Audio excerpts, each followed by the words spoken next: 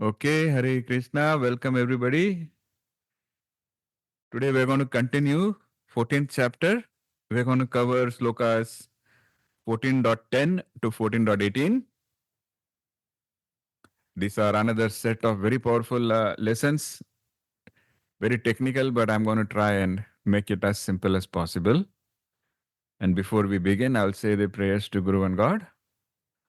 Om Agyanatimirandasya Gyananjana Shalake Chakshuramilitamena Tasmai Shri Guruve Namah. Om Namo Bhagavate Vasudevaya. Hare Krishna. Is my voice clear and legible and everything? Okay. Thank you. गुरुर्ब्रह्मा गुरुर्विष्णु गुरुर्देवो महेश्वरः गुरुर्साक्षात् परब्रह्मा तस्मै श्री गुरुवे नमः तस्मै श्री गुरुवे नमः तस्मै श्री गुरुवे नमः. Hare Krishna. Okay. I will play the slokas now.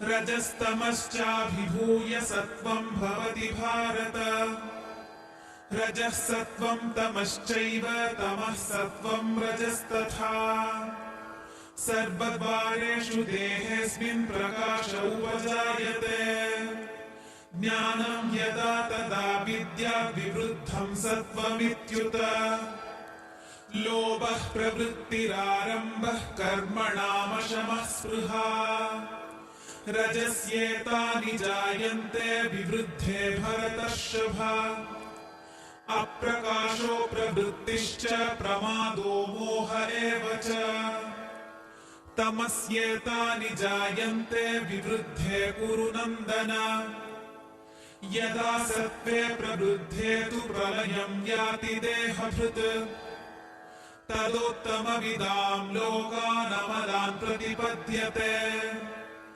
रजसि प्रलयं गत्वा कर्मसङ्गिषु जायते तथा प्रलीनस्तमसि मूढयोनिषु जायते कर्मणः सुकृतस्याहुः सात्विकं निर्मलं फलम् रजसस्तु फलं दुःखमज्ञानं तमसः फलम् सत्त्वात् सञ्जायते ज्ञानं रजसो लोभ एव च प्रमादमोहौ तमसो भवतो ज्ञानमेव च ऊर्ध्वं गच्छन्ति सत्त्वस्था मध्ये तिष्ठन्ति राजसाः जघन्यगुणवृत्तिस्था अधो गच्छन्ति तामसाः. Okay, Hare Krishna. Hare Krishna, Guruji. Hare Krishna, dear Satsang family. Hare Krishna, verses number 14.10. O descendant of Bharata, sometimes the mode of goodness, sattva, becomes prominent by overpowering passion and ignorance. Sometimes passion, rajas, dominates, overpowering goodness and ignorance.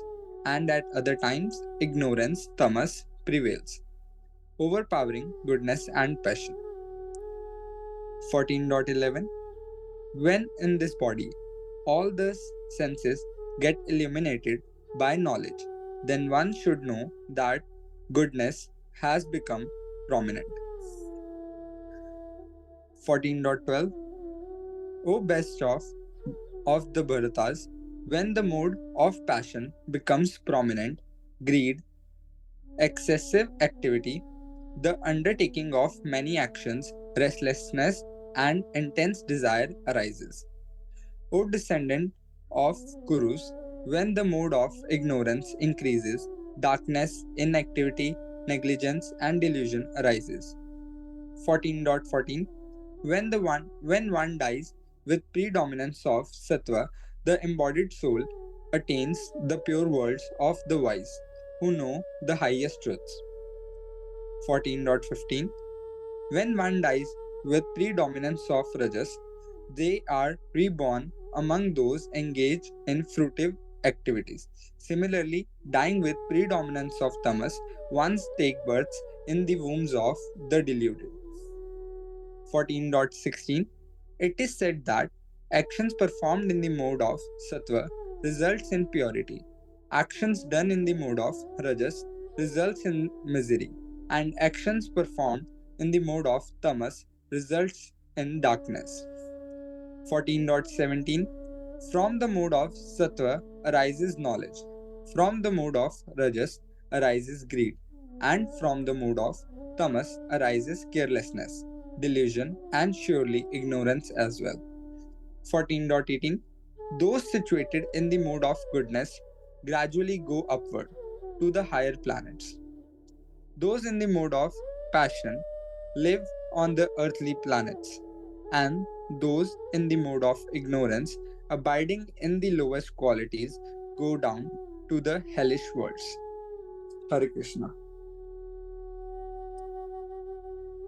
Hare Krishna. Thank you. Thank you so much. As you could have seen, it's a lot of technical depth here. Because Krishna is now explaining the whole mechanism. He's explaining the science behind these gunas and how they are going to help us in this life and also the afterlife. So I'll try my best to explain this. There's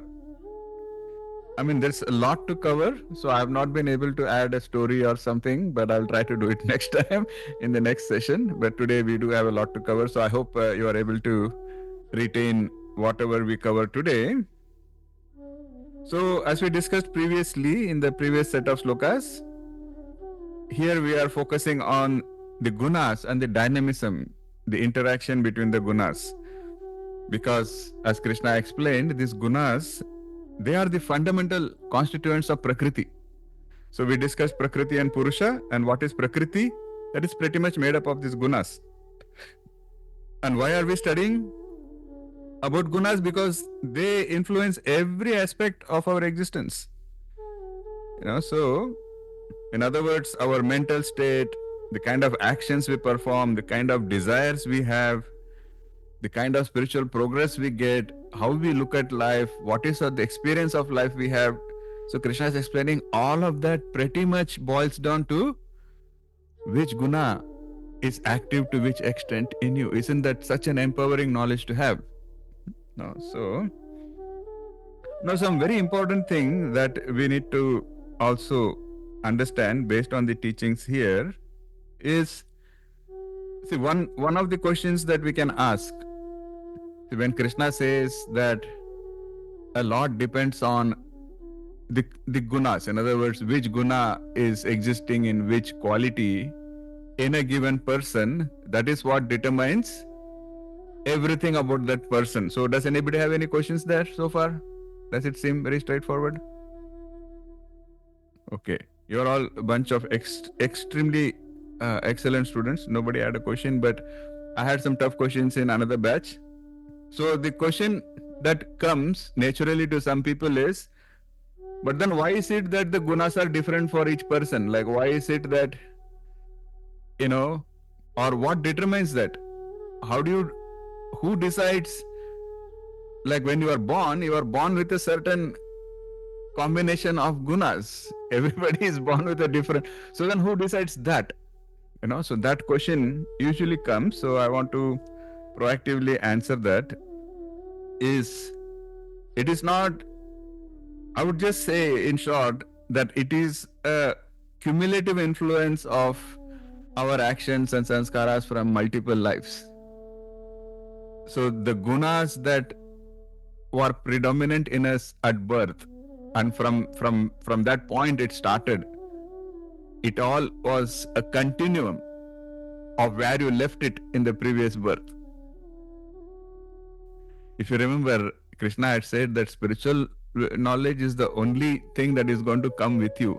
In other words, when you are spiritually advancing, your sattva guna will increase. And in the next birth, that will be maintained. So the next birth, you're going to start from that combination. You're going to start from that level of sattva guna. That is one of the reasons why we have to make the most of this life. Okay. But, so Krishna tells us that the gunas that we were born with, they were a result of past karma and past actions. However, he also tells us that we have the power through conscious effort and spiritual practice to change that, to increase our sattva guna and eventually even rise above all the gunas. Krishna says it is possible. We can do it even in this lifetime. If we approach the subject matter with the right mindset and if we are consistent. That is Krishna's message. So let us go a little bit deeper into this science, because Vedanta, it teaches us a lot of technical details about these gunas. So there is a term used here called adrishta. Adrishta means, of course, that which cannot be seen.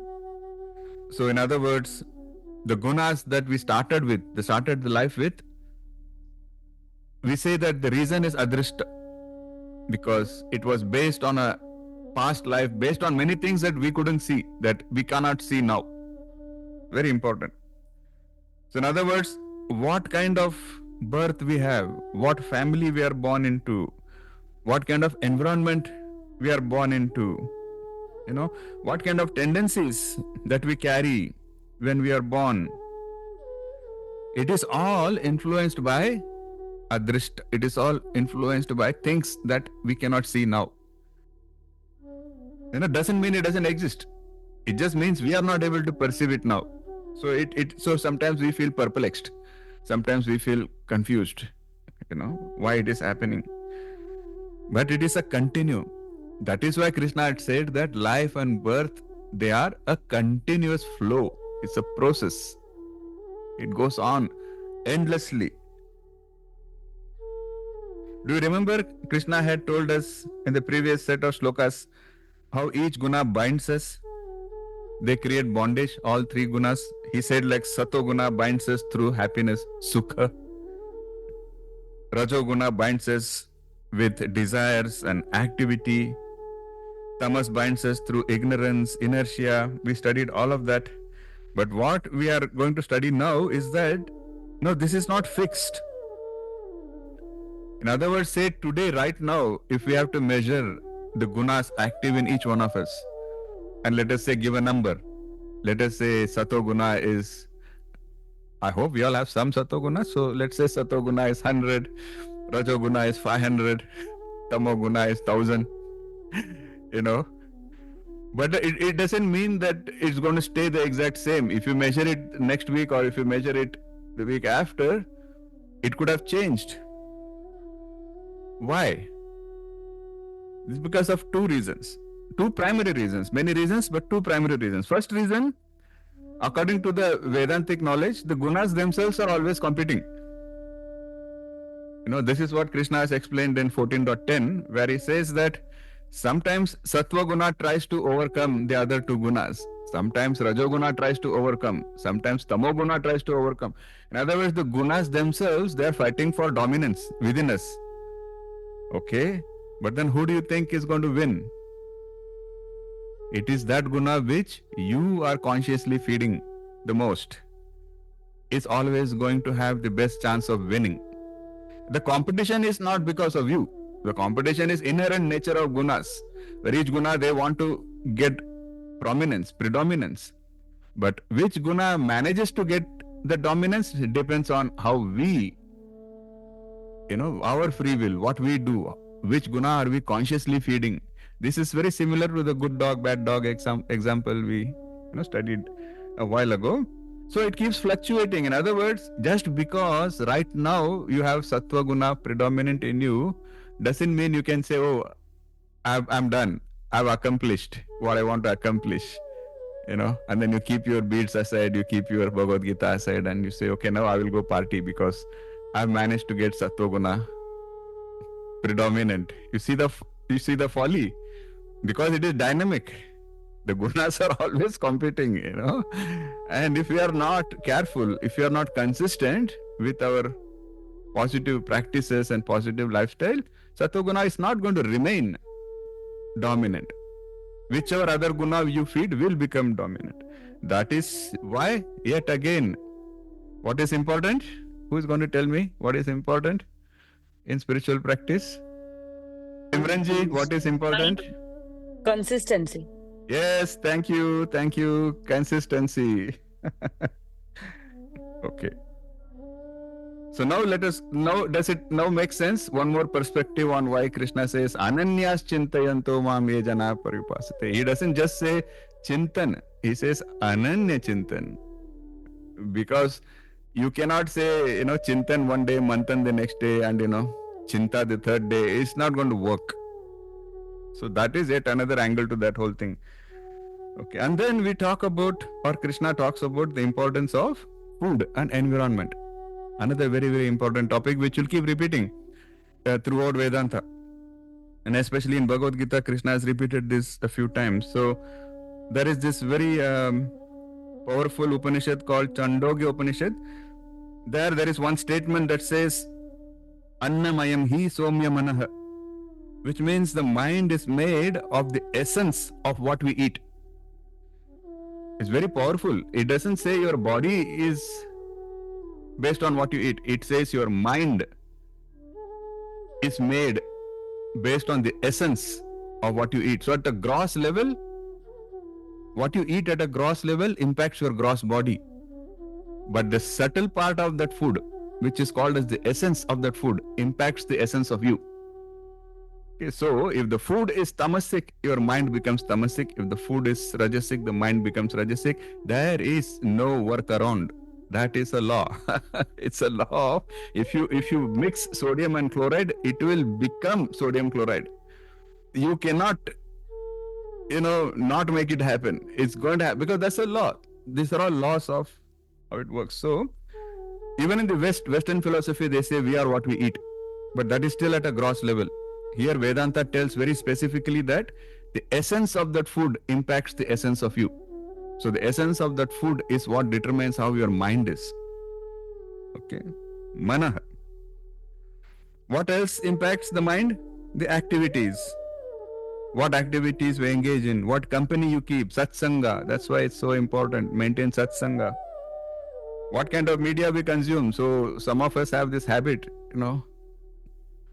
we will just start Facebook or these days there are so many options. I am not up to date, like Instagram, Pinterest, TikTok, Reels, God knows, Threads and what all. But I've seen people, even my own colleagues, I've seen them.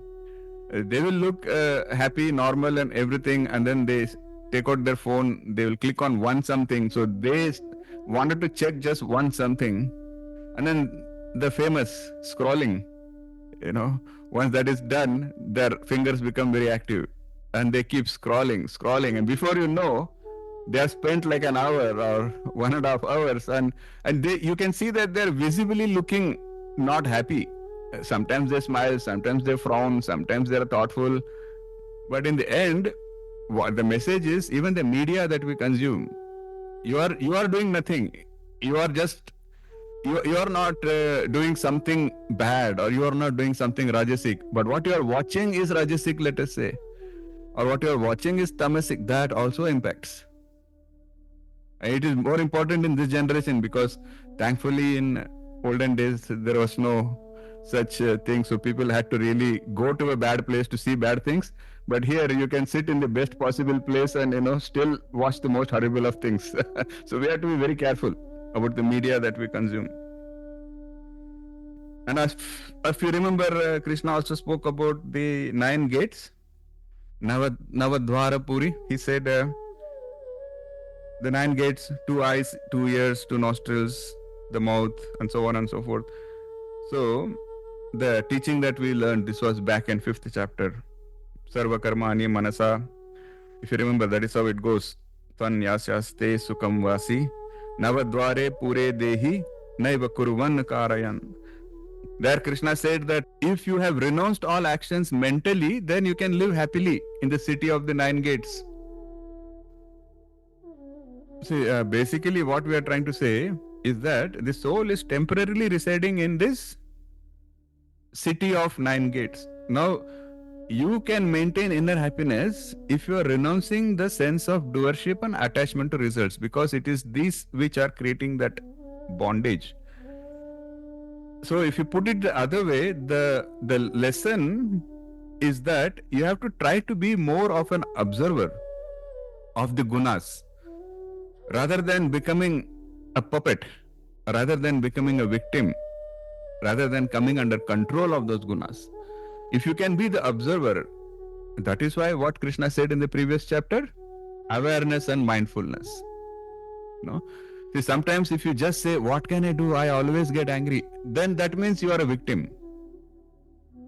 But if you say that I have noticed that under these circumstances, I tend to get angry. Now you are getting more in the driver's seat. Because now you are going from reactive to, you are going into a position of being aware. And slowly that is how, the first step is awareness. Once you have awareness, then gradually you can overcome. And that is how Krishna says you can live in this city of nine gates. So Krishna is saying, yes, there are 9 gates through which enemies can enter. 9 gates through which enemies can attack. And all you have to do is be aware, be mindful of all those 9 gates.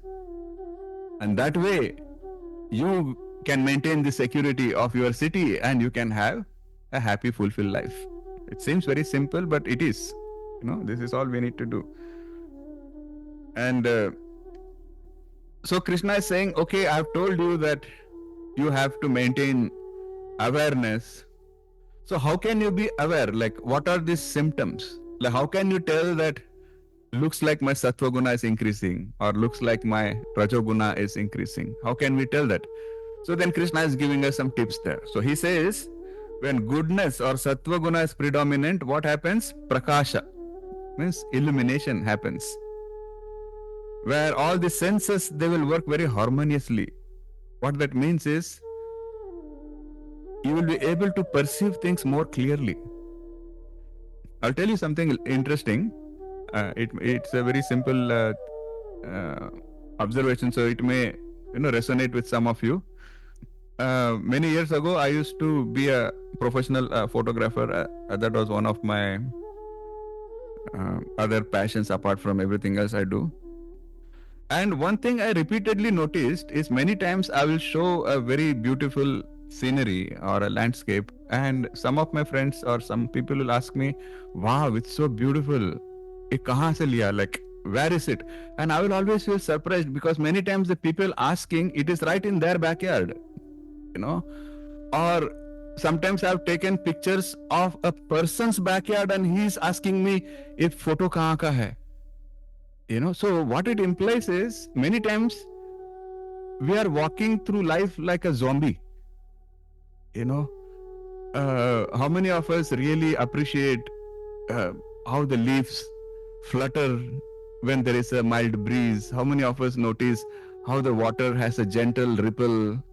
Or how many of us notice how the sun's light reflects differently, in different kind of cloud? So the point is, how do we perceive is the point. And Krishna is saying, when sattva guna is more predominant, your senses will perceive things more clearly, with more clarity. So you will be more aware of what's going around you. You are not going to be more like a zombie, just walking through. You see, it's one of the symptoms Krishna says. And Krishna says that also sattva guna will make you more calm. It will make you feel more content. And the very fact that all of you are here in this session, it means that your sattva guna is trying very hard to be predominant, and it is succeeding many times. Because only when sattva guna succeeds, you will be able to have the interest in anything spiritual. So good job. Keep it up. Just maintain the consistency. And then Krishna says, the signs of rajas. How can you be aware that rajas is dominant? This when Rajas is dominant, you will always feel lobha. Lobha means I want more, I want more, I want more. That more will always be on the mind. And you will always be, you want to do fruitive activities. I want to achieve this, I want to achieve that. Your intent will not be, I want to do this and I want to do that. Your intent will be on the results. You will be very attached to the results. You will not just say, I want to study hard. You will say, I want to come first. Or I want that medal. Or I want that trophy. That is an indication that Rajoguna is very active in us. See, now, does any particular sloka come to mind? Which sloka we should now remember? When we say that Rajoguna means you will be attached to results. Okay, one hand, two hands. Yes, Ekansh? कर्मण्यवाधिका रस्ते. Excellent. Applause, applause, applause. Karmanyavadikaraste ma phaleshu kadachana. That Krishna said, you have a right to perform your duties, but never to the fruits of action. See, yet another perspective here. Why? Because if you are attached to the fruits, that means you are letting your Rajoguna become predominant. And is that the goal of life? The goal of life is sattva guna, right? And eventually you want to overcome that also. But if you are all the time attached to the results, you are all the time going to let Rajoguna win. Where is Sattva going to get a chance then? You see, another angle, another perspective. As I said, by the time you finish Bhagavad Gita, you would have understood so many perspectives about just that one sloka. Now, if you go through all the other slokas, just imagine how many perspectives you can gain. Now, that is the challenge. The challenge is, it is the Rajoguna which makes it so hard to follow that teaching of Krishna, of Karmanyevadikaraste ma phaleshu kadachana. But that part of don't be attached to results becomes very difficult when you are in a mode of Rajoguna. That is why people who are predominantly Rajasic, they will be the one who will be most offended by that teaching. They will be the one who will always say, it doesn't make sense. How can you do anything without expectation, It's not good or bad. It just means Rajoguna is predominant. So you or for us, it is that indication. Awareness. If you are getting too upset about results, it's an awareness. Okay, my Rajoguna is getting more dominant. Let me calm it down. You see? Okay, and then tamas. Tamas though is a killer. So how do you know that tamas is predominant? Krishna has given many different symptoms. First of all, he says aprakasa. In other words, the opposite of sattoguna. He says no illumination, no understanding. So when tamoguna is predominant, even if somebody says 2 plus 2 is 4, you may hear it, but it will still not make sense. So I'm laughing because there have been instances in my own life when, for whatever reason, I have had tamoguna predominant in me, and I'm sitting in a classroom and it looks like everybody in the class understood what is going on and I'm clueless. I'm like, what is the sir saying, It's not the problem of how the teacher is teaching, it's more a problem of how my mind is taking it in. Because when I'm tamasic, then power of understanding goes away. Then he says apravritti, which is lack of proper activity, laziness, stagnation, pramada, that is like carelessness. There are some people who will always goof things up, Even simple things like close the door, they will make a mistake there, say pick up something, they'll drop it. And that is carelessness. And that is another very, so if you think suddenly you are noticing that you are dropping things, you are making mistakes, then you have to tell yourself, okay, looks like my tamoguna is becoming predominant. Let me control, let me put a stop to it. See, that is how it works. Also moha. Moha is a symptom of tamoguna. Moha means what? Delusion. Where you see the unreal as real. You misunderstand your purpose, you misunderstand your destiny. Very, very important. How do you define delusion? That is the biggest debate you will be having as a devotee. Because the differentiation between delusion and devotion is a very thin line, and we need to understand that. That is what makes us successful bhakti yogis. Otherwise, it's very easy to think you are devotional, whereas you are actually only delusional. Because delusion is driven by moha. It is driven by your attachment to something that you believe. It is not necessarily something that is the fact.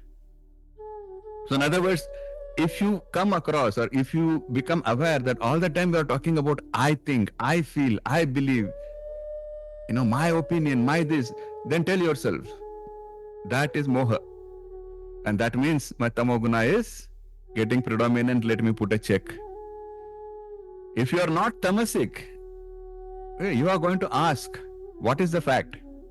Where is the data? No, what is the truth? But when tamoguna is active, you will say, but I believe, but I think, but it's my opinion. You see the difference? Okay. So after explaining how the gunas should be, after explaining the symptoms, how to keep a check, then Krishna tells us how this is going to impact us, not just now, but also at the time of death. Very powerful message Krishna is giving. So Krishna is saying that when leaving the body, if sattva guna is predominant, then the soul has a very good chance of reaching the worlds which are inhabited by self-realized souls. Uttama vidam lokan means, as the Gita states, the word amalan is pure, spotless.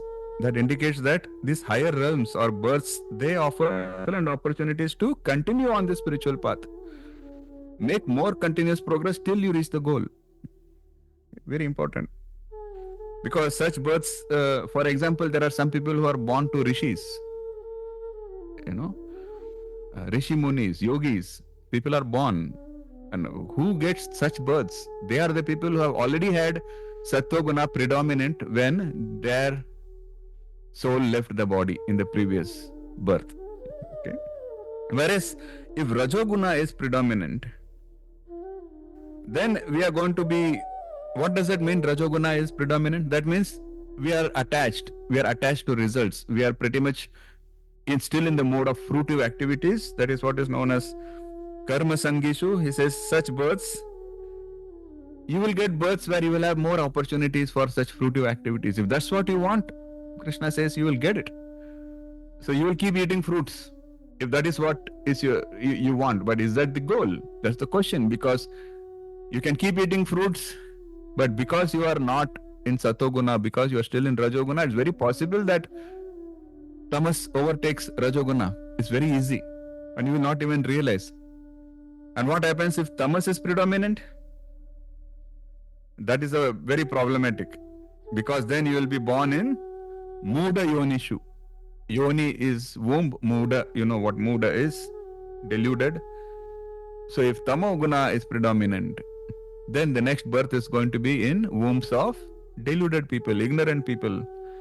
You may be born to criminals, or you may be born to such, you may even be born to lower forms of life, like animals. So Krishna is very clearly saying, just because you are a human now, don't take it for granted. Because you are a human now, but if you are not careful about all of these things, then the next birth you can be an animal again. And then you will have to go through the home. Snake and ladders. No, you are somewhere in the top row today as a human. But if you don't know how to manage it, then you can go all the way to the bottom again. And you start the game all over again. It is entirely up to us. That's what Krishna is saying. So, you may remember we spoke about 8.4 million species. That is what is documented in Vedanta. So, countless lifetimes. And each of those species we can take infinite births depending on. So, it is kind of mind-boggling if you look at the possibilities. So, we all have to realize that right now we are humans. That is like a jackpot. The huge lottery we have won. And we have to make the most of it. Very important. And also, Krishna is also touching upon he also says that the actions we perform, the action may be the same, But depending on which guna was predominant when you perform the action, the results would be likewise. So he says, for example, if your action was made when you are in a mode of sattva guna, then it will lead to purity, like nirmalam phalam. The outcome, the results would be aligned with purity. But if rajas was the dominant guna when you are performing the actions, then he says dukham. See, pay attention, very important. We are not even saying tamas, we are saying rajas. Krishna says if rajoguna is active and we are doing fruitive activities, the end result will always be dukham. It may look like you are having short-term gains, but the ultimate outcome would still be dukham only. Rajoguna will give you dukham at the end. And tamoguna, agyanam. If your actions are from a position of tamoguna, then the outcomes would be total darkness, agyanam, ignorance. Very, very important. Because why we are talking about all of that is it's a spiral. If you remember the lesson of taking a pause, so somebody tells you something, it may be for your own benefit. Something like, hey, don't be egoistic. Let us say your teacher tells you don't be egoistic. But from inside, a voice is like, how dare? What makes him think? Or similar such thoughts come, that is tamoguna. That is tamoguna being predominant. But if you are aware, if you are mindful, all you have to do is pause. So when you pause, you are preventing saying or doing anything from that position of tamoguna. Because if you do or say anything from a position of tamoguna, the outcome will always be darkness. Okay, so that pause helps you avoid tamoguna from being in the driver's seat. You see, very important. Because it's a spiral, as I said. One tamasic act or one tamasic thought will lead to another tamasic act, tamasic thought. And before you know, you are so much in tamas that you don't even then have the awareness.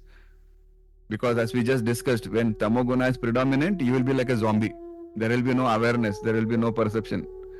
And then some miracle has to happen, or some good saintly person has to, be merciful and then try to nudge you on the right direction. Otherwise, it's very, very difficult.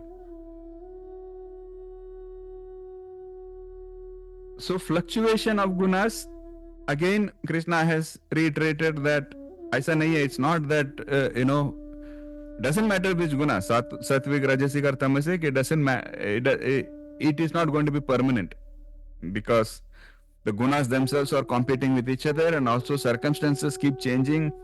The food we eat changes, the lifestyle, our thinking habits, so many things, they fluctuate. So what is the message? Always be aware, always be alert.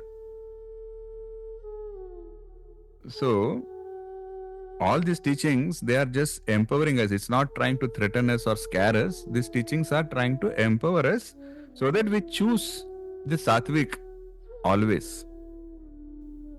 And we invest time and energy in all the spiritual practices, Shravan, Manan, Nididhyasan, all of that, and we remain as consistent as possible. That is the only outcome of all this knowledge.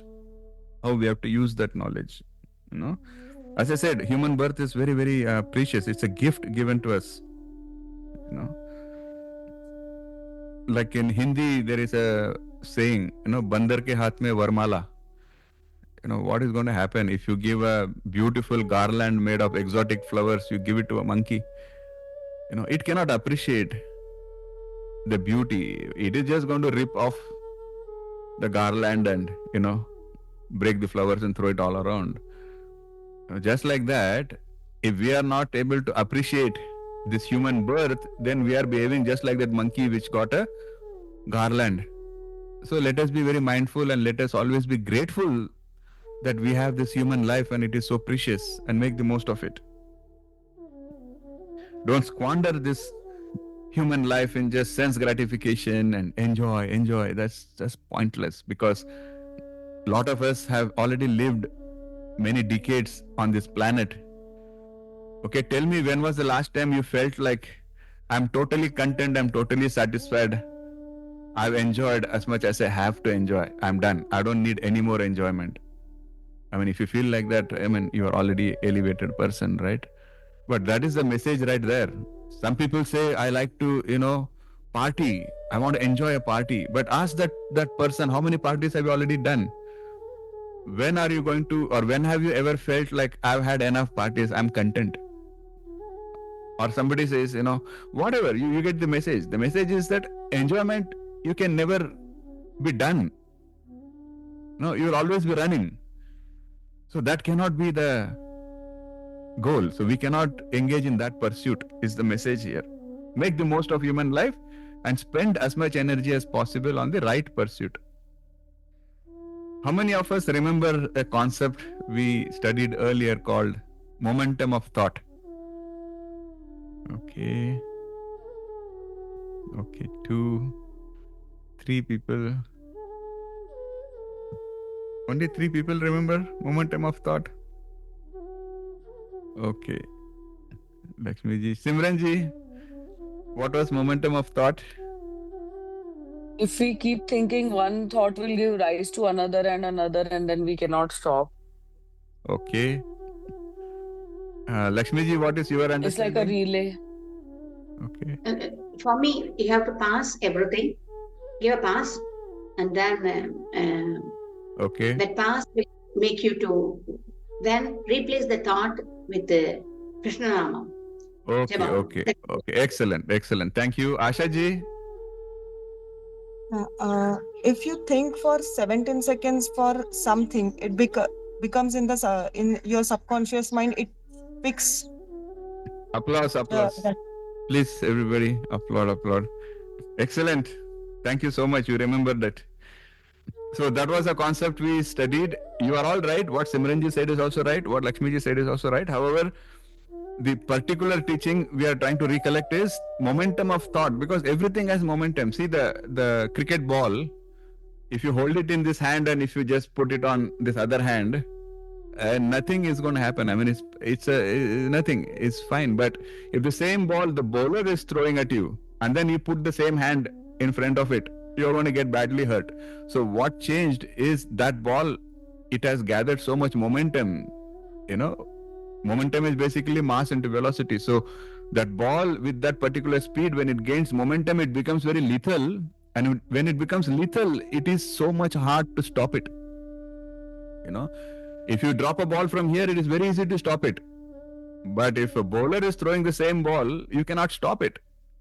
You see? Similarly, the thoughts, they also gain momentum. So if you have a thought for 2 seconds or a second, it is still easy to keep a watch, be aware, replace it, do whatever you want to do. But let us say you have had that thought continuously for more than, 17 seconds is an empirical data based on some observations. It could be 18 seconds, it could be 20 seconds. That's not the point. The point is, after a particular time, if the thought has been repeating, then it gains so much momentum, then it becomes very difficult for us to keep a watch or do anything about it. So the lesson, there are 2 lessons. Lesson 1, if you get a negative thought, catch it quickly. Okay. Don't enjoy the negative thought, saying, okay, I thought it doesn't work. Because the more time you give it, the more difficult it becomes and you cannot catch it. And vice versa. If you start replacing a bad thought with a good thought, and if you keep thinking the good thought for long enough, then momentum will do the job for you. Then you don't have to keep struggling throughout the day. Once you have reached a particular threshold, then the good thoughts momentum itself will do the job, and then you will always be in good thoughts. See, very, very powerful lesson. I'm bringing it again here because that aligns with what we have studied so far. We spoke about keeping a watch on our gunas and how we have to make sure that sattva guna is dominant. The good news is, if you can keep, making sattva guna predominant, even that is going to gain momentum. And then the job is going to keep getting easier and easier, and vice versa. If you keep feeding the rajoguna, let me enjoy, that is a danger. Because the more you say, I will enjoy, the more momentum your Rajaguna also gathers. And once it has gathered enough momentum, then you have to be like a, Hanuman to to keep a check on it. So that is the lesson here. That is why again the whole lesson of being mindful and being aware is so important. Okay. So even in the previous chapters, I think Krishna had said that, Ananya chetaha satatam yo mam smarati nityashah tasyaham sulabha partha nitya yuktasya yoginah, where he said, one who always remembers me without deviation, I am easy to obtain. You see now the meaning. Why Krishna says that always remembering me without deviation, and then Krishna says if you do that, it is easy to obtain me. Because there you are utilizing this law of the universe, of momentum of thought. Then it becomes easy. Okay. So the more you think of God, the more you think of Krishna, the easier it becomes to remain God consciousness. So you cannot, God consciousness is not like something that happens overnight. God consciousness is something that we have to develop. It is a habit. Once that habit becomes so intrinsic to you, then that leads you to God realization or God consciousness. Okay. So how do we build the sattvic habit? So we have now come to the understanding that we have to do sattva guna, we have to help it win. Awareness is one thing. Okay, you have become aware. But then how do you actually increase sattva guna? There are some tips that I have gathered. First is, of course, diet. Fresh food, wholesome food, fruits, vegetables, grains, and try to avoid rajasic food. What is rajasic food? I mean, Krishna will give a very detailed list later on, but for today's or for 14th chapter, we can just say that anything that is excessive, anything is rajasic, like excessive spice, excessive sweet, excessive oily. It will all come under the more. If you can touch if somebody gives you food and if you can say that it is oily, then it is rajasic. Or if you can see a food and say that it is very sweet or it is very spicy, it's all rajasic. So avoid rajasic, and definitely totally stay away from tamasic. Tamasic food is intoxicants, stale food, decomposed food, pungent food. There are some food which when someone else opens their tiffin box, everybody will feel like fainting, But there are some people who enjoy that because they are in that mode of tamas. So they tend to enjoy. So we have to totally avoid that. And then that was the food. And then actions, selfless service, nishkama karma, rather than fruitive activities. The more we do nishkama karma, the more we are aligned with sattva guna. And then the association, satsanga, as much as possible.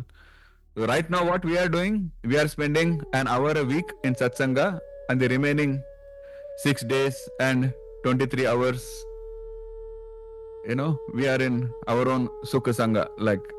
But if you can try to at least change the proportion and spend more time in satsanga, that is going to help. That is going to help automatically increase your sattva guna. And spiritual practices, meditation, shravan, manan, nididhyasan. What is the easiest? Who can tell me what is the easiest spiritual activity we can do in Kali Yuga? Okay, I got one answer. Sandeep ji also said, Simran ji. Oh, we have Manasi also there. Yes, Manasi, what should we do? She's saying Shravanam and Manan basically. Yeah, very nice, Manasi. Chanting. That is one of the ways to Shravan. It's very easy. And that is why the Acharyas have given us that as a tool in Kali Yuga. Because in Kali Yuga, it is very hard to even find satsanga, right? Because every other person is motivated and has an agenda. Finding somebody who can, say things for your benefit without an agenda is so rare. So yes, satsanga is good, but it's difficult. But what is a lot easy is chanting. So if you cannot do anything else, if you cannot do satsanga, if you cannot do selfless actions, if you cannot do meditation, then at least do chanting. And that you can do all the time. Sitting in a train, you can chant in your mind. If you're walking, you can chant in your mind. Very purifying. And the more you chant, the more momentum again. Eventually it will become an internal habit. Without you realizing, you will be chanting in your mind. So let us reiterate a few parts, and I am gathering these notes and tips based on a lot of commentaries that I've read from many great acharyas, including Shankaracharya. So let us say what they are saying, and I put it as some tips or points. So let's reiterate some of the key points. First, past karma and adrishta, which is the current distribution of our gunas. So right now, whatever proportion of gunas we have, that is shaped by our own past actions. It is very simple. Like for example, yesterday if you had said that let me chant or let me do meditation or let me do more manan, then today your satoguna is going to be more. And that is all based on what you did. And conversely, yesterday if you had said, let me just go party, I'm not saying partying is immoral. All I'm saying is, if you're not careful what you do in a party, you will definitely get more rajoguna and sometimes even tamoguna. And then today your tamoguna or rajoguna will be more. So very simple, correct? But then extend this concept that even at birth, whatever your gunas were, they were based on the actions performed in the last birth. So that is a continuum. So because you don't know what your last birth was, you don't know what you did in your last birth, they call it adrishta. That you cannot see, but that is impacting. Okay.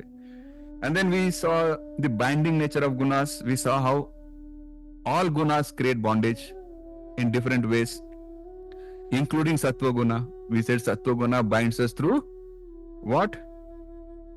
Happiness. So happiness. So then once that happiness becomes a necessity, that becomes the bondage then. Rajoguna binds us through action, fruitive action. Tamoguna binds us through laziness and delusion and all of that. So then we studied the fluctuating nature of gunas, where we saw how the gunas are constantly in flux. They are not static. A guna is not something that just stays. A guna is a very dynamic energy. Okay, so, and they compete with each other. Each guna wants dominance. So all you have to do is feed the right guna. You don't have to work hard to make sattva guna dominant. Sattva guna knows how to become dominant itself. You just have to feed it. So feeding it means pay attention to it, listen to it, do things that will help it. But how to make it predominant is something it will do itself. And then we saw how human life is a golden opportunity that we should not miss. We should not, waste this human life in mindless material pursuits, because you may not have this human life in the next life. If you don't utilize it the right way, your next birth may not even be human. That is a fact. Okay. And then we spoke about momentum of thoughts, very, very important concept. And we also spoke about how these gunas, they go from gross to subtle. Do you remember in the last session we said how from earth smoke will come and then smoke gives rise to fire, and so in other words how things can go from. So even if you are very tamasic, there is hope, because from tamas rajas can come or will come, and eventually from rajas satoguna will also come. That is why we say every saint has a past and every sinner has a future. So it is very empowering, very encouraging. So right now doesn't matter. Like it is possible that right now a lot of us think, oh, I have a lot of tamas. That's okay. It is not a, lifelong sentence. If you are just aware of it, the natural tendency is for these gunas to move from gross to subtle. That is a natural tendency. So it is in your favor. So just keep doing the right things, align with the right things, and Satoguna knows how to win. Just be its friend. That's all. Okay, what else? Practical takeaways. Be aware Are you predominantly Rajasic? One of the best symptoms of Rajasic, I'm smiling because my grandmother used to taunt me many times. She used to tell me that, you are a very Rajasic person, and I had no clues what she was telling me at the time when I was a kid. But she used to say, because I have to always keep doing something, I cannot just sit and but then I figured later on in life that Krishna is saying the same thing. Krishna says when Rajoguna is predominant, people tend to get very restless. They have to keep fidgeting. There are some people who are sitting in front of you, but they will be like playing with the pen, or they will be like, tossing things around. They cannot just sit. So that is an indication that Rajoguna is becoming very active, very predominant, and we need to do something about it. That's all. And we also spoke about the urgency of, because why the urgency? Because Antakale is not in our hands. So if the Antakale comes right now, then guess what the next life is going to be? That's going to be based on your gunas right now, not the gunas that you wish to have, but it's the gunas that you have. So we have to always have the sense of urgency, that I need to make sure my sattva guna is predominant always. That way you are always ready for Antakale, and you can win. Because this is what victory means. Victory means you are aligned with that ultimate goal of human life. So I hope you're all able to feel inspired, and you're all able to apply these principles. And because these principles are what are going to guide us from darkness to light. I can tell you from my own personal experience that it is not something to feel demotivated if you find yourself having tamoguna or rajoguna. It's natural. I mean, they will fluctuate. It's okay, but the point is to be always aware, be conscious, and never give up. Because the more you are putting up a fight, the more you are consistent in your fight, the fight becomes easier. Because the guna that keeps winning eventually gets more momentum, and that guna will automatically, itself become predominant. So if sattva guna, if you keep feeding it, that's all you have to do. Don't focus on results. Don't focus on why am I not become a sattvic person yet, or why I have not succeeded. That result is not in our hand. What is in our hand is we become aware, we stay aware, and we keep feeding the sattva guna, and eventually victory will come. Don't focus on victory, focus on the process. And I can tell you that it is possible that anybody can succeed on the path. So Hare Krishna. With that, I'll stop talking. I'll open the floor. Any questions, comments? They're all welcome.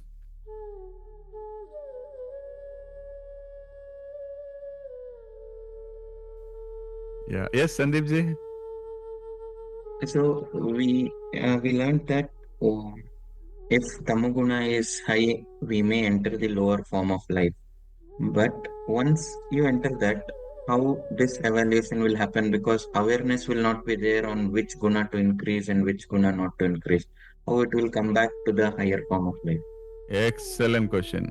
Excellent question. That is where Krishna has already said that the gunas themselves are competing. So, if you are not doing anything bad, or inherently if you are not doing anything willfully taking you lower, and who does things willfully bad? Any guesses? One who is attached, or one who has... No, the answer is much simpler. Much simpler. Who does things which are willfully bad? Only humans. Because only humans use the free will to do things the bad way. But if you are an animal, you cannot do anything willfully bad. An animal that is designed to eat grass will always eat grass. An animal which is designed to, eat a mouse will always eat a mouse. So in those animals, they have to just fulfill their lifetime, and their gunas will automatically keep going up because the nature is from gross to subtle. That is why when you could have a life as a insect, and you just keep completing the, and gradually it will keep percolating upwards, because that is the nature of the gunas, that they'll keep going to more and more subtle, and eventually you get a human life, and then guess what, we use our free will to take it again back down. Again, we go back. How foolish can that be, is the whole teaching. So the teaching is, now you have reached a stage where now you are empowered. Now you don't have to wait for million years Go back. for the gunas to progress. You can either progress quickly, or you can again go back to the same. I hope that answers your question, Sandeepji. Yeah. Yes. But Gurjit, I have one more question. Sure. May not be related, but how can we, some species get extinct. So how can we term that here? And that is okay. That we will leave to Prakriti, because as Krishna had said that it's Prakriti's job to decide which birth your soul gets based on your guna. So Prakriti is very resourceful. If one species get extinct, it will find some other species. Yeah. Good question, but definitely I think that Prakriti will take care. So if I can give, this is not authoritative answer. It is based on what I used to think similarly. So for example, let us say you have to take, if you are born as a dog, it will take you 10 dog births. But maybe if you are born as a cat, then you may need 15 cat births. But it is still the same end result is, the gunas are percolated. They have kind of evolved from something gross to something more subtle. So in this species, maybe it takes n births. In that species, maybe it takes n minus 10 births or whatever. But all that thing is well handled by Prakriti. So. Understood. Yes, Sulataji? Thank you.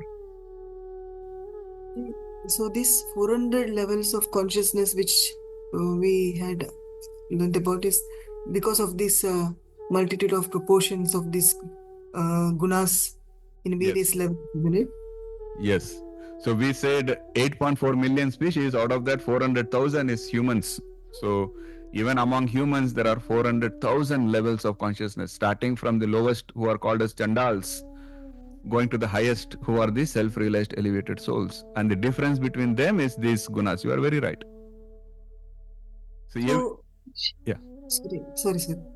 So each, even for the lower levels, for their Uddhar, God has given this free will. They are empowered with free will only once they are, if they are fortunate enough to meet a guru or get enlightened, they cannot evolve and do, isn't it? That's yeah, exactly. So all the teaching is, where you start is not in your hands, but where you end is totally in your hands. So that is why we keep going back to the great example of Valmiki. So it's okay if you are a sinner, but you remember what Krishna had said earlier. He said, even a sinner, if he surrenders to me, then he has resolved correctly. Then liberation can happen. See, so it is not like a death sentence, or it is not condemnation, saying that, oh, you are born in tamas means you are destined to be tamasic. That's not the point. The point is, your actions and your habits were tamasic. That is why you have been given a tamasic birth. But now if you resolve, there is no limiting factor that says you cannot. That is what Shankaracharya also had said. Jivana mukta is possible. In this life itself, you can get liberation. So, it is not about just luck. This is one of the lessons I learned when I was relatively younger, and a lesson very close to my heart is, if you see, I'm always talking about rightful action. I'm very passionate about that Why is this belief, this lesson that I've learned in my life, that the definition of luck, how do you define luck? The definition of luck is when preparation meets opportunity. If there is an opportunity but you are not prepared, like somebody comes and tells you, hey, I have the contacts and I can get you into the Olympic team but are you ready? What will you do in the Olympic team? No, right? And contrary, let us say you have so much capability, but you have absolutely no way of getting an entry into the Olympic team. You see? So then what is luck? Luck is you have preparation and then the opportunity comes. That is what really is luck. So can you control the opportunity? You cannot. What can you control? The preparation. That is why my emphasis is always on rightful action. And I always tell my friends, I always tell my students that have that sense of urgency. Always ask yourself, what is the right thing for me to do? That should be the most important question at every phase in our life. What is the right thing for me to do? If you can focus just on that, you will find that you keep becoming more and more lucky. So, a guru doesn't just come luckily. Today a guru may be right in front of you, but you are not able to recognize that he's a guru because you don't have the preparation. You see? That is why Krishna says, Pariprashnena, Pranipatena, that is your preparation. So if you prepare yourself with humility, with the inquisitiveness, and then when the guru is in front of you, you can identify, you can recognize that this is the guru, and then luck happens. You see what I'm saying? There are examples where children are born to elevated that is a lesson for us. But even today you will see that there are people who are born to good houses, good families, but unfortunately they ruin their lives. Why? Because the opportunity was there but preparation was not there. And vice versa, we see people who are born in the slums but they go on to become because there the preparation was also there and somebody gave the opportunity also. And read the story of Chandragupta Maurya, for example. Classic example. Chandragupta Maurya was an urchin who was just aimlessly playing on the streets, and then Chanakya came. So the right person came at the right time and he spotted the right talent. But then Chandragupta Maurya, he was a willing student. He put in the efforts. He followed the teachings of Chanakya, and that is what took him from the streets, from a street urchin to the great Chandragupta Maurya. So the lesson is, the guru will come. That is why, do you know what is written in the scriptures? When the student is ready, the guru appears. It is not that when you are ready, magically somebody will appear in front of you. What it means is, the guru will become evident to you. When we are ready. So our focus should be on constantly making sure we are ready, constantly focusing on what is the right thing to do for us in any given situation, and then pray for God's mercy which will come, God's grace will come. I hope this is all helpful. My best wishes with all of you. Guruji, I just wanted to share that example of somebody who is in lower nature. If they are still in Ananya Chintan, then even then they can attain liberation. Ravana is one of that example, right? I think you had shared somewhere, or maybe I have heard it somewhere, where he was constantly thinking about Rama, even as an enemy, but he was still in Ananya Chintan, even in that form. Yeah, that was Shishupal, where Shishupal considered Krishna as an enemy. So he was so full of vengeance, he was so full of enmity towards Krishna. But still that was giving him Ananya Chintan. So Krishna says he also got. So the lesson for us there is even vikaras. If you direct it towards God, that will help us evolve. So if your vikara is the vikara of jealousy, be jealous of God. If your vikara is that of anger, be angry with God. This is a lesson we have learnt in scriptures like Bhakti Sutra also, where we say that direct your vikaras also towards God. That will help you develop Ananya Chintan and you still gain elevation. So, yes, good point. Okay. Yes, Ekansh? Fine. Guruji, I just wanted to ask that I have heard somewhere that it is also said there is a special matlab Rakshas Yoni. Is it also included, like we have taken somewhat point jidhar hum Rakshas bane ho, and then I don't know, I just heard it somewhere.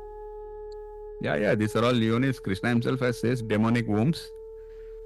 So, as we said, there are 8.4 million species, and we have Manav, we have Danav, we have Rakshas.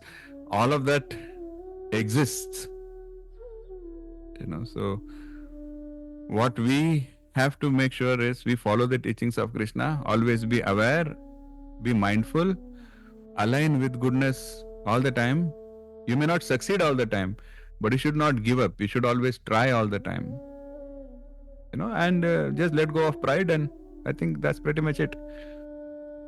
See, this, as you can see, this chapter is also so powerful because this is giving us the tools. It is giving us the right knowledge and right tools so that we can actually utilize it and evolve.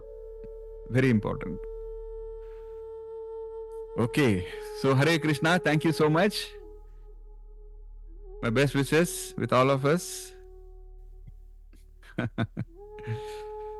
Yeah, good. We had some good discussions. I'm happy. I'm happy that you're all engaged and you all had these questions. And I really hope that these teachings we are able to put to use. And it has helped me. So I'm confident that it will help all of us here. Okay, Hare Krishna. See you all in the next session. Next session, we will try to complete chapter 14. That way, I can give you a holiday for the rest of December. Okay. So next session, don't miss it. We will try to finish chapter 14. Okay. Hare Krishna. Hare Krishna, Guruji. Hare Krishna. Hare Krishna. Hare Krishna. Hare Krishna.